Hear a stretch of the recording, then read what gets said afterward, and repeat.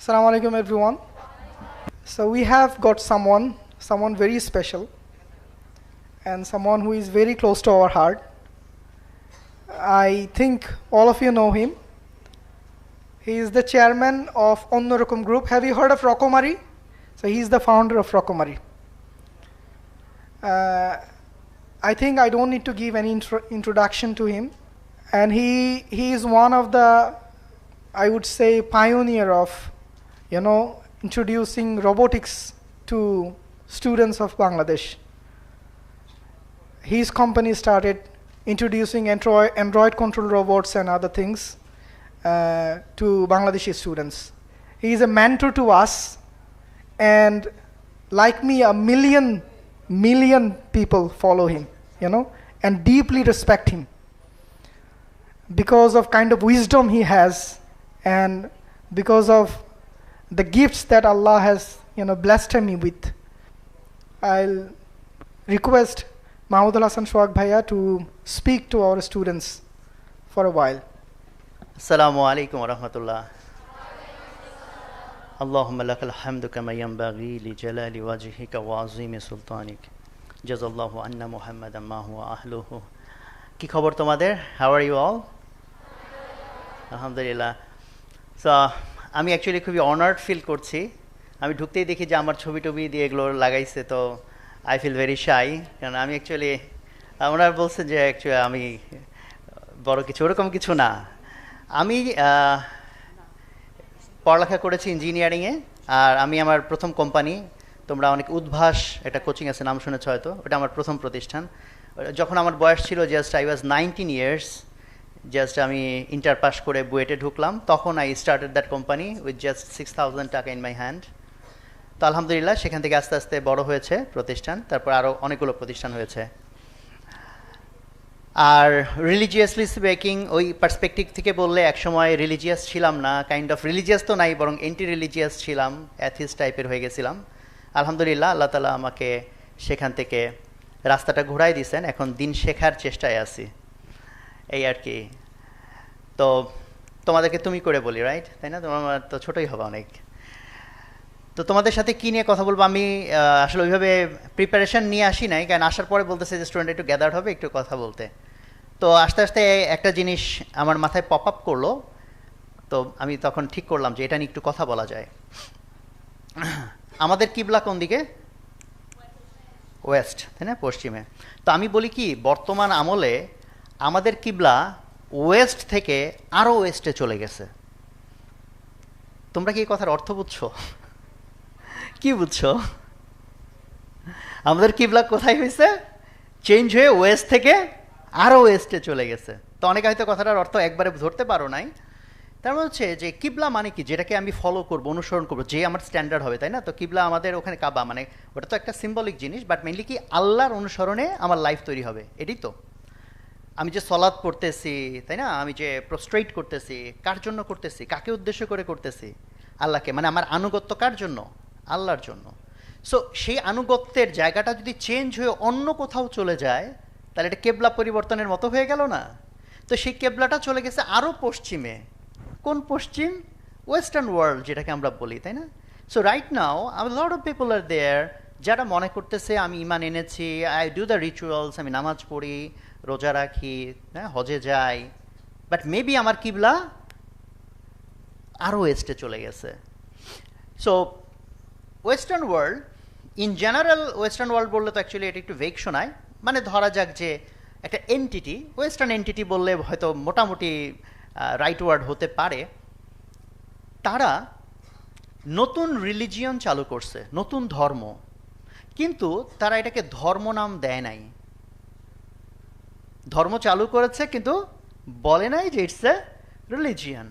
ফলে আমি কখন আমার ধর্ম ত্যাগ করে ওই ধর্মের অনুসারী হয়ে গেছি, আমি অ্যাওয়্যারও না, কারণ আমি তো মনে করছি আমার ধর্ম তো ইসলাম।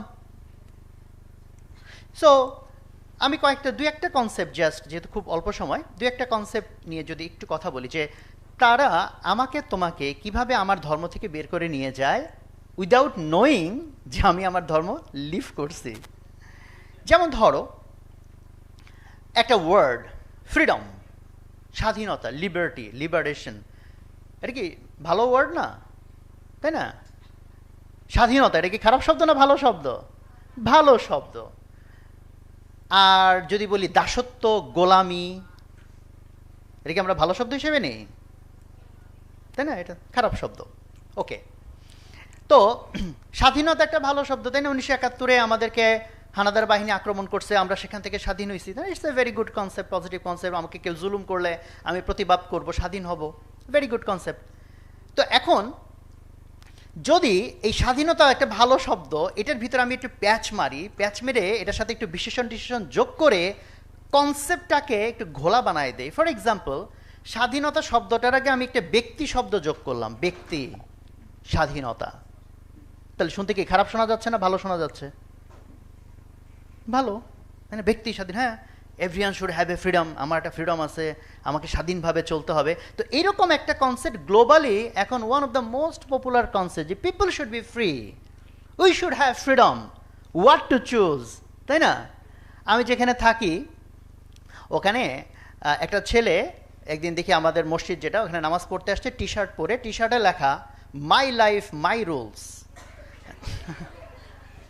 শুনতে ভালো শোনা যাচ্ছে না? আমার জীবন আমার নিয়মে চলবে, আমি কেন অন্য মানুষকে পরোয়া করবো? হ্যাঁ, আই ডোন্ট কেয়ার। তা আমি ওর দিকে তাকায় অনেকক্ষণ তাকায় আছে টি শার্টের দিকে, ও তো হয়তো বুঝতে পারছে। আমি বললাম, ভাই মাই লাইফ কার রুলস? বলে, না ভাই, আল্লাহর রুলস। তো তো নামাজ পড়তে আসছি টি শার্ট পরে, মাই লাইফ মাই রুলস লিখে। হ্যাঁ, তাহলে বোঝার বিষয়, তারা আমাদেরকে বলল যে আমাদেরকে স্বাধীন হয়ে যেতে হবে, এবং আমাদের কাছে খুব ভালো লাগতেছে বিষয়টা, স্বাধীন হওয়া। এখন আসো, আমি যদি ধর্মীয় কনসেপ্টে আসি, কোরআন হাদিসে কোথায় স্বাধীনতার বয়ান দেওয়া হয়েছে? ওয়ারএজ আমরা যখন বলতেছি যে আমি ঈমান আনলাম, আমি ইসলামের মধ্যে ঢুকলাম, আমি মুসলিম হলাম, এটার মানে কি? ইসলাম মানে কি বলো দেখি তোমরা? ইসলাম মানে, আর জোরে বলো না, ইসলাম মানে না, ইসলাম মানে শান্তি না, ইসলাম মানে অশান্তি সেটা বলি নাই। সালাম মানে শান্তি, সালাম শব্দটার অর্থ হচ্ছে শান্তি। ইসলাম এটা অন্য একটা রুট থেকে আসছে। হ্যাঁ, এটা অ্যারাবিক, যখন তোমরা একটু ল্যাঙ্গুয়েজ শিখবে, আমিও অ্যারাবিক ওরকম পারি না, হালকা পাতলা। ইসলাম মানে আত্মসমর্পণ। এটা কিন্তু অনেক বড় মিসআন্ডারস্ট্যান্ডিং অনেকের মধ্যে আছে। ইসলাম শব্দটার অর্থ হচ্ছে স্যারেন্ডার, আত্মসমর্পণ। সালাম শব্দটা শান্তি, ওইটা ভিন্ন রুট, এটাকে বাব বলে, ওটা ভিন্ন বাব। সো আবার ইমান, যেমন আমরা ইমান আনি একটা কালেমা পড়ে, কালেমাটা কি? লা ইলাহা ইল্লাল্লাহ। আচ্ছা, লা ইলাহা ইল্লাল্লাহ মানে কি? আল্লাহ ছাড়া আর কোনো কি নাই? গড নাই। গড নাই মানে কি? গড মানে কি? ক্রিয়েটর। ইলাহ মানে কি? ক্রিয়েটর।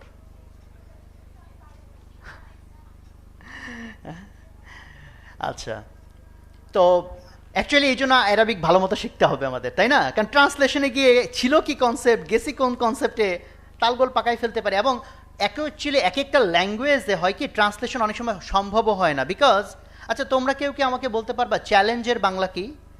চ্যালেঞ্জ এই শব্দটার বাংলা?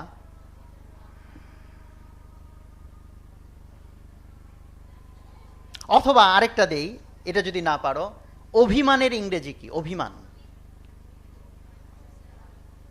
অভিমান, সে অভিমান করছে, এটা ইংরেজিতে কি হবে?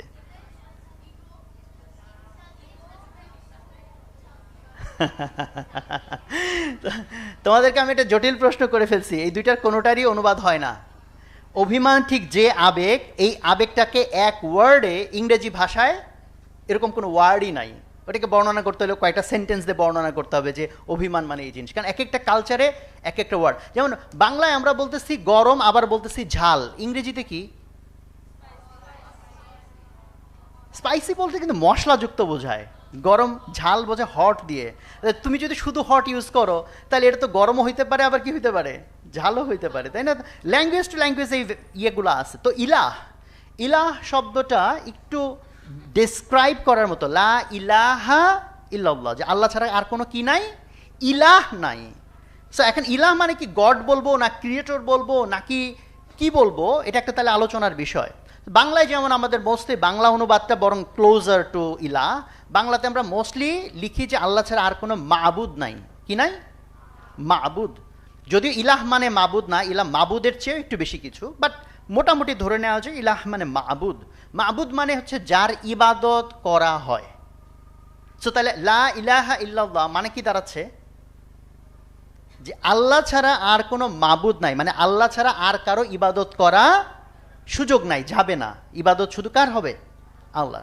এখন আসলে তাহলে ইবাদত কাকে বলে, তাহলে এটা আবার বুঝতে হবে, বিকজ ওইটাও তো বাংলা না। সহজে আমরা যদি বুঝতে চাই আমাদের আন্ডারস্ট্যান্ডেবল ল্যাঙ্গুয়েজে, ইবাদত মানে কি? ইবাদতের কিছু নাম বলো দেখি তোমরা, সংজ্ঞা বলতে না পারলো কিছু এক্সাম্পল যদি বলো। জাকাত দেওয়া ইবাদত, এরকম কয়টা ইবাদত আছে? কয়টা ইবাদতের নাম জানো তোমরা? 5টা। ইবাদত কি 5টা? কয়টা? 7টা? কয়টা? এন্ডলেস। ভেরি গুড, মাশাআল্লাহ। ইবাদত তুমি কাউন্ট করে সংখ্যা দিয়ে গুণে বের করে ফেলতে পারবা না, বিকজ ইবাদত মানে হচ্ছে আনুগত্য। ইবাদতের বাংলায় বলে কি? আনুগত্য। বোঝো? এই যে সারেন্ডার যে বলছিলাম, সেম কনসেপ্ট। ইসলাম মানে কি? সারেন্ডার করা। আনুগত্য করা মানে সারেন্ডার করা, মানে যেভাবে বলছে সেইভাবে চলা। ওবে। কোন ক্ষেত্রে? আমি তাহলে বলতেছি যে আল্লাহ ছাড়া আর কোনো মাবুদ নাই, মানে আল্লাহ ছাড়া আর কারো ইবাদত করা যাবে না, অর্থাৎ আল্লাহ ছাড়া আর কারো আনুগত্য করা যাবে না। প্রশ্ন হচ্ছে কোন ক্ষেত্রে? নামাজ পড়ার সময় আল্লাহর আনুগত্য করতে হবে। আর কোন ক্ষেত্রে? যেমন স্কুলে আসছো, এখানে কি আল্লাহর আনুগত্য করতে হবে? তুমি খাবার খাবা, এখানে আল্লাহর আনুগত্য করতে হবে? আল্লাহর আনুগত্য মানে কি? আল্লাহ যে অর্ডার দিয়েছে, যেভাবে চলতে বলছে সেভাবে করতে হবে। তাহলে বলো ইবাদত কয়টা হইল? ইনফিনিট। তুমি whatever you do that must be ইবাদা। এটা কোনো বুফে সিস্টেম না, ইচ্ছা হইলে একটা আইটেম খাইলাম, ইচ্ছা হইলে এটা রেখে দিলাম। It's a package. সব ক্ষেত্রে আমি আল্লাহকে মেনে চলবো আমার লাইফের সব ক্ষেত্রে। এইটাতে যখন আমি অ্যাগ্রি করতেছি অ্যান্ড মুখে সেটাকে আমি আবার অ্যানাউন্স করতেছি লা ইলাহা ইল্লাল্লাহ, তখন আমি ঈমান আনলাম।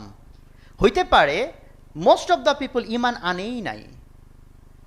যেমন তোমরা বলো দেখো, কে কোন সালের কোন মাসের কোন তারিখে ঈমান আনছো তোমরা?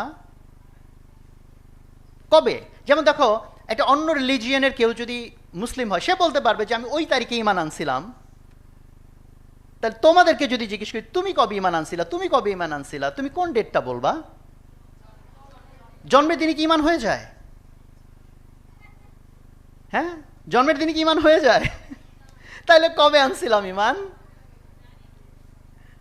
তাই আমি যেটা প্যাচে ফেলাই দিলাম, কবে ঈমান আনছিলাম। বিকজ তুমি এখন চিন্তা করে দেখবা, যেই দিন তুমি ডিসিশন নিছিলা, যেদিন তুমি ডিসিশন নিছিলা যে আমি আমার লাইফের প্রত্যেকটা কাজ আল্লাহ যেভাবে বলছে সেভাবে করব, আই অ্যাগ্রি।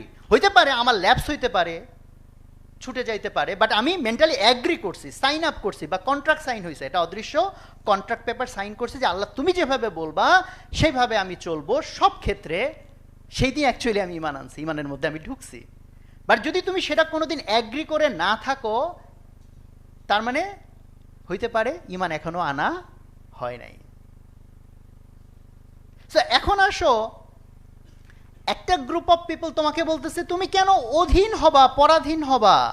তুমি স্বাধীন মানুষ, স্বাধীনভাবে চলবা, তোমার যেটা ইচ্ছে তুমি সেটা করবা। আর আল্লাহ বলতেছে কি? তুমি কমপ্লিটলি সারেন্ডার করো যে আমি আল্লাহ যেটা বলবো তুমি সেইটাই করবা। এটা কি স্বাধীন হওয়া হইল না পরাধীন হওয়া হইল? হ্যাঁ, মানে আল্লাহ যা বলবে তাই আমার করতে হবে। এটা কি স্বাধীন হইলাম না পরাধীন হইলাম? পরাধীন হইলাম আল্লাহর কাছে। পরাধীন। তো ঈমানের কনসেপ্ট হচ্ছে পরাধীনতার কনসেপ্ট, আর দুনিয়ার মধ্যে শেখাচ্ছে স্বাধীনতার কনসেপ্ট। তো আমাদের কি পরাধীন হইতে ভালো লাগে না স্বাধীন হইতে ভালো লাগে? হ্যাঁ, স্বাধীন হইতে যা ইচ্ছা তাই করবো, কেউ কোনো বিচার নাই, ইয়ে নাই, জবাব দিতে, এটা ভালো লাগে না? যেমন স্কুলেও তোমরা অনেকটুকু পরাধীন না, স্যাররা বলছে এখানে এসে বসো, তোমরা এসে বসছো, তোমার হয়তো এখন ইচ্ছা হচ্ছে বান্ধবীর সাথে গিয়ে যদি একটু আড্ডা মারতে পারতাম ভালো লাগতো, বাট তুমি স্বাধীন না, তাই না? ইনসাম পরাধীনতা ইনসাম স্কেল সব জায়গায় আছে। তাহলে যদি আমি মনে করি পরাধীনতা আমি মানতে রাজি নাই, আমার যা ইচ্ছা তাই করতে পারা উচিত, তাইলে কি আমি ঈমানের মধ্যে থাকি না ঈমান থেকে বের হয়ে যাই? বের হয়ে যাই। এখন তোমার প্রশ্ন হইতে পারে, আমি কেন সেধে সেধে পরাধীন হতে যাব? তাই না? আমি কেন সেদে সেদে পরাধীন হই? সেদে সেদে কেউ কি কারো গোলাম হইতে চায়? তা আমি কেন সেদে সেদে আল্লাহর কাছে পরাধীন হইতে যাব? তাহলে we need to know the answer, কেন আমি পরাধীন হইতে যাব? সো এই জন্য খুব সংক্ষেপে বললে হচ্ছে তোমাকে আগে বুঝতে হবে শয়তানের কনসেপ্ট। যে আল্লাহ তাআলা যখন আদম আলাইহিস সালামকে তৈরি করলেন, তখন তোমরা এটা জানো সবাই, ক্রিয়েশন স্টোরি, হ্যাঁ, সিজদা করে নাই এন্ড এভরিথিং। এবং শয়তান তখন বলছে যে আমি এই মানুষদেরকে কি করব? মিসগাইড করব, আল্লাহর আনুগত্য থেকে ছোটাবো, যাতে সবাইকে আমি জাহান্নামে পৌঁছাইতে পারি, মিসগাইড করে যাতে সবাই জাহান্নামী হয়। এটা কার এজেন্ডা? ইবলিস। কার এজেন্ডা? ইবলিসের এজেন্ডা, শয়তানের এজেন্ডা। সো আল্লাহ তাআলা তখন আদম আলাইহিস সালাম যখন পৃথিবীতে আসতেছেন, সূরা আরাফের মধ্যে আয়াতটা পাবা, মোটামুটি অর্থটা এরকম। আল্লাহ তাআলা আদম আলাইহিস সালামের দিকে করুণার দৃষ্টিতে তাকালেন, মায়ার দৃষ্টিতে তাকালেন, দরদ নিয়ে তাকালেন এবং বললেন, আদম আলাইহিস সালামকে আল্লাহ বললেন যে তুমি যাও, দুনিয়াতে তুমি যাও, বাট ভয় পায়ো না। কি পায়ো না? ভয় পায়ো না। আমার ইনস্ট্রাকশন তোমার সাথে থাকবে। I'll send instructions, I will send guidance for you. আচ্ছা, কখনো যদি আমরা কাউকে বলি ভয় পাইও না, তার মানে বুঝতে হবে নিশ্চয়ই ভয় পাওয়ার ঘটনার বিষয় আছে। খুব কঠিন পরীক্ষা, তখন আব্বু বলে আরে ভয়ের কিছু নাই, ভয়ের কিছু নাই। একটা কঠিন অপারেশনে রোগী নিয়ে যাচ্ছে, সবাই বলে আরে ভয়ের কিছু নেই, ভয়ের কিছু নেই, ভয় পায়েন না। এটা বললেই বুঝতে হবে কি ভয়ের বিষয় আছে। বাট আল্লাহ বলছেন যে ভয় পাওয়ার দরকার নাই। শর্ত কি? পরের লাইনে শর্তটা আছে যে আমার গাইডেন্স তোমার জন্য থাকবে। সো তুমি যদি সেই গাইডেন্স ফলো করো তাহলে ভয় পাওয়ার দরকার না। আর যদি তুমি গাইডেন্স ফলো না করো তাহলে হাজারটা কারণ আছে ভয় পাওয়ার। কারণ ইবলিস কোনো সহজ প্রতিপক্ষ না। ইবলিস কোনো সহজ প্রতিপক্ষ না। বলো দেখি ইবলিসের বয়স কত? কয় বছর হবে? 20-30? 100-200? লক্ষ কোটি বছর। আমরা এক্স্যাক্টলি জানি না, বাট আদম আলাইহিস সালামেরও আগে তার জন্ম। এক্স্যাক্টলি জানি না, বাট ডেফিনেটলি হিউজ। তাই তার কাছে কত নলেজ আছে, পুরো দুনিয়ার সমস্ত হিস্ট্রি তার দেখা। ওই রকম একটা নলেজেবল কেউ যদি আমাকে তোমাকে ধোকা দিতে চায়, এটা কি তার জন্য কোনো জটিল কাজ? 1 মিনিটে, আধা মিনিটে আমাকে তোমাকে উল্টাপাল্টা বুঝ দিয়ে দিবে সে, এবং সেটি সে করে। এবং সেই সাথে ইবলিসকে আল্লাহ আরো জিনিস ইবলিস চেয়ে নিছে। ইবলিস বলছে যে আমার হায়াত দিয়ে দাও কিয়ামত পর্যন্ত। আল্লাহ বলছে যা দিয়ে দিলাম। সাথে বলছে আমাকে একটা বাহিনী দাও, যে বাহিনী অদৃশ্য এবং মানুষকে অদৃশ্যভাবে ধোকা দিতে পারবে এবং মানুষের বডির ভিতরে ঢুকে ধোকা দিতে পারবে। তোমাদের অনেকের হয়তো জানা আছে কিনা আমি জানি না, শয়তানরা আমাদের বডির ভিতরে ইভেন পেনিট্রেট করতে পারে। They can penetrate in our bodies and তারা আমাদেরকে ওয়াসওয়াসা বডির বাইরে থেকেও দিতে পারে, বডির ভিতরে ঢুকেও তোমার মাইন্ডের কন্ট্রোল নিয়ে নিতে পারে, তোমার মধ্যে থটস তৈরি করতে পারে। এই পাওয়ার আল্লাহ শয়তানকে দিচ্ছেন। কাজে তুমি শয়তানকে কি যেন তেন শত্রু মনে করলে হবে? কোরআনে আল্লাহ বলছে যে সবচেয়ে বড় শত্রু তোমার। সো এইরকম একটা ভয়ঙ্কর শত্রুর সাথে আমি মারামারি কিভাবে করব? ও অদৃশ্য, ও কি কত রকম বুদ্ধি আছে, আমার কাছে তো সেটা নাই। এই জন্য দেখো আল্লাহ তাআলা আমাদেরকে করুণা করছেন। আল্লাহ বলছেন ভয় পাইও না, বিকজ আমি তোমাকে যে ইনস্ট্রাকশনস দিচ্ছি এই ইনস্ট্রাকশন ফলো করে যদি তুমি চলো, so you are safe. So তোমাদের ছোট্ট একটা গল্প দিয়ে বোঝাই। একটা লোক একটা গভীর জঙ্গল বনের ভিতরে হারায় গেছে। বনের মধ্যে রাস্তাঘাট চেনার কোনো উপায় নাই। এখন ওই বনের ভিতরে অনেক দিন ধরে থাকে একটা লোক, যে বনের সব রাস্তাঘাট চিনে, সব কিছু জানে।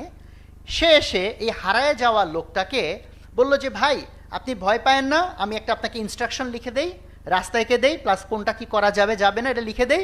আপনি যদি এটা ফলো করেন তাহলে আশা করা যায় আপনি সুন্দরভাবে গিয়ে লোকালয়ে পৌঁছাতে পারবেন। তো এই যে লোকটা, এখন ধরো সে যদি অ্যাগ্রি করে ঠিক আছে আপনি যে ইনস্ট্রাকশন দিচ্ছেন এইটা আমি মেনে চলবো। আরেকটা হইতে পারে ভাই আমার যা ইচ্ছা আমি তাই করব। ওই লোকের জন্য কোনটা কল্যাণকর?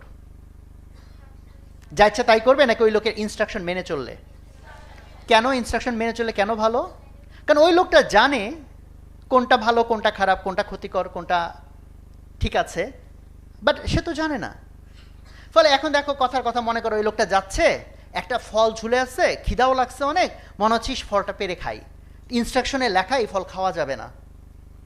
এখন যদি সে ইনস্ট্রাকশন ফলো করে ফল না খায় তাহলে কি হবে? আর যদি তার স্বাধীন মতো চলতে গিয়ে ফল খায় তাহলে কি হবে? সে মনে করছে আরে ফল সুন্দর ফল, সে কেন খাইতে না করবে? সে না করলে আমার কি মানতে হবে নাকি? আমার স্বাধীন ইচ্ছা, মাই লাইফ মাই রুলস, আমার ইচ্ছা হয়েছে আমি ফল খাবো। ইনস্ট্রাকশনে কেন লেখা ছিল ফলটা খাওয়া যাবে না? বিকজ ওই ফলটা বাগানে বনের সবচেয়ে বিষাক্ত ফল, ওটা খাইতে গেলে মানে ওটা পেটে পৌঁছানোর আগেই লোকটা মারা যাবে, বাট সে তো এটা জানে না, দেখে মনে করছে এটা অনেক সুস্বাদু ফল হবে। বা ধরো এক জায়গায় লেখা আছে যে এখান থেকে পানি পান করা যাবে না, লোকটার অনেক তৃষ্ণা লাগছে, সুন্দর টলটলা পানি, বাট লিখার আছে পানি এখান থেকে খাওয়া যাবে না। সে মনে করে পানি খাইলে ভাই সমস্যা কি? সে তো জানে না ওখানে কুমির লুকায় আছে, সে পানি খেতে গেলে কুমিরই তাকে খায়া ফেলবে। তাহলে এখন বলো, এই লোকের জন্য অনুগত হওয়াটা কি সফলতার রাস্তা নাকি স্বাধীন হওয়াটা সফলতার রাস্তা? অনুগত হওয়াটা, তাই না? কারণ আল্লাহ আমাদেরকে অনেক ভালোবাসেন, অ্যান্ড আল্লাহর কাছে যত জ্ঞান আছে আমাদের কাছে তার ছিটে ফোটাও নাই।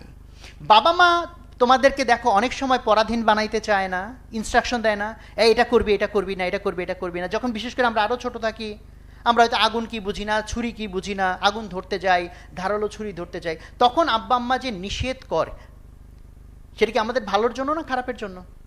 প্রথমত আব্বা আম্মা আমাকে ভালোবাসে, দ্বিতীয়ত আব্বা আম্মার কাছে এমন জ্ঞান আছে যে জ্ঞান আমার কাছে নাই। তাহলে একইভাবে আল্লাহ তাআলা আমাদেরকে সবচেয়ে ভালোবাসেন, আর আল্লাহর কাছে যা জ্ঞান আছে এটা পৃথিবীর কারো কাছে নাই। তাহলে আমার জন্য সেফ কোনটা? যা ইচ্ছা তাই করব, না আল্লাহ যেভাবে চলতে বলছেন সেভাবে চলবো? তো এটা বোঝার জন্য একজন এটা জোকস করে সুন্দর একটা কথা বলছে পৃথিবীর সব শিয়াল তো চেনো তোমরা, ফক্স না, পৃথিবীর সব শিয়াল মুরগির স্বাধীনতা চায়। কার স্বাধীনতা চায়? মুরগির স্বাধীনতা। কেন মুরগির স্বাধীনতা কেন চায়? যাদের ধরে ধরে খেয়ে ফেলতে পারে। তো এখন মুরগিদেরকে সেভ করার জন্য মুরগির মালিক কি করছে? বাউন্ডারি দিয়ে মুরগিদেরকে রেখে দিছে। আর শিয়াল এসে বাইরে থেকে বলছে, আহারে তোমাদের জন্য আমার খুব দুঃখ হয়, তোমাদেরকে বন্দি করে রাখছে, বাইরে যাইতে দেয় না। এবং এই মুরগিদের মধ্যেও কেউ কেউ ওই ধোকায় পড়ে ভাবলো হ্যাঁ সত্যি কথা, আমাদেরকে পরাধীন করে রাখছে। তারা সাইনবোর্ড প্ল্যাকার্ড নিয়ে আন্দোলন শুরু করলো, আমাদেরকে স্বাধীনতা দিতে হবে, উই নিড ফ্রিডম। এ কি চালাকি হবে না বোকামি হবে? তাহলে আমরা যেন এই বোকামির স্লোগানে না গা ভাসাই। ব্যক্তি স্বাধীনতা, নারী স্বাধীনতা, অনেক রকম স্বাধীনতার গল্প আমাদের চারদিকে সাজায় গোছায় আমাদেরকে দেওয়া হচ্ছে, বাট আমরা বলবো আমরা ঈমান এনেছি। ফলে আমাদের মেইন কনসেপ্ট হচ্ছে আল্লাহ যেটা বলছেন সেইটা ফলো করে আমি আমার লাইফ বানাবো, ঠিক আছে না? That will save me. বুঝতে পারছো তোমরা? হ্যাঁ, তাহলে কি স্বাধীন হইতে হবে না পরাধীন হইতে হবে? কার পরাধীন? সবার পরাধীন, আল্লাহর পরাধীন হইতে হবে, তাতে আর অন্য কারোর পরাধীনতার দরকার নেই। এখন আজকে এই পরাধীনতা স্বাধীনতার লেকচার শুনে বাসায় গেছো, আব্বা বলছে এক গ্লাস পানি নিয়ে আয়, তুমি বলে দিলা আনুগত্য শুধু আল্লাহর, পানি আনতে পারবো না। এটা কি হবে? তা এই যে আব্বাকে যদি পানি এনে খাওয়াবো তাহলে কি আল্লাহর আনুগত্য নষ্ট হয়ে গেল? আল্লাহ যা করতে বলছেন সেটাই যদি আমি করি তাহলে তো আনুগত্য সমস্যা নাই। বাট আব্বা বলে দিছে নামাজ কালাম পড়ার কোনো দরকার নাই, তাইলে কি অনুগত হওয়া যাবে আব্বার? না। কেন? কারণ আল্লাহর আনুগত্যের তাহলে কি বাইরে চলে গেল, বিপরীত। সো আল্লাহ যা বলছেন সেটা যদি অন্য কেউ বলে তাহলে সেই আনুগত্য করাটাই হচ্ছে আল্লাহর আনুগত্য। যেমন স্কুলের টিচাররা বলছে বড়দেরকে তোমরা সম্মান করবা, এটাকে আল্লাহকে আনুগত্য করা হলো, বিকজ আল্লাহ সিমিলার ইনস্ট্রাকশন দিয়েছেন। বাট যদি টিচার বলে বা বাবা মা বলে নামাজ পড়ার দরকার নাই, তাহলে ওই আনুগত্য করা যাবে না, বিকজ আল্লাহ যা বলছেন সেটা ওটা কি হয়ে যায়? বিপরীত হয়ে যায়, ঠিক আছে না? তো থ্যাংক ইউ ভেরি মাচ, তোমাদের সাথে কথা বলে ভালো লাগলো। তো আমি ছোট্ট করে একটা মেসেজ দেওয়ার চেষ্টা করলাম, বাসায় গিয়ে আই থিঙ্ক তোমরা এটা চিন্তা করবা, স্বাধীনতার যত রকম বুলি চারদিকে আছে সেটার দিকে একটু সন্দেহের দৃষ্টিতে তাকাবা। মাথায় রাখবা পৃথিবীর সব শিয়াল কি চায়? মুরগির স্বাধীনতা চায়। তো যারা তোমাকে স্বাধীন বানাইতে চায় মাথায় রাখবা সে হইতেই পারে একটা শিয়াল, হ্যাঁ, ধূর্ত শিয়াল। তো সবাই ভালো থাকো, আসসালামু আলাইকুম।